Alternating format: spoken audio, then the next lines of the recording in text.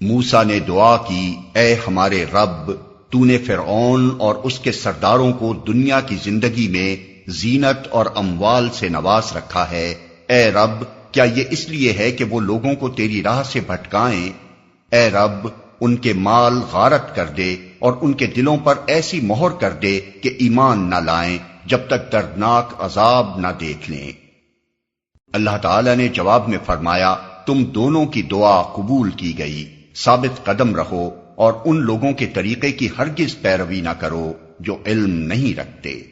اور ہم بنی اسرائیل کو سمندر سے گزار لے گئے، پھر فرعون اور اس کے لشکر ظلم اور زیادتی کی غرض سے ان کے پیچھے چلے، حتیٰ کہ جب فرعون ڈوبنے لگا تو بول اٹھا، میں نے مان لیا کہ خداوند حقیقی اس کے سوا کوئی نہیں ہے جس پر بنی اسرائیل ایمان لائے، اور میں بھی سر اطاعت جھکا دینے والوں میں سے ہوں۔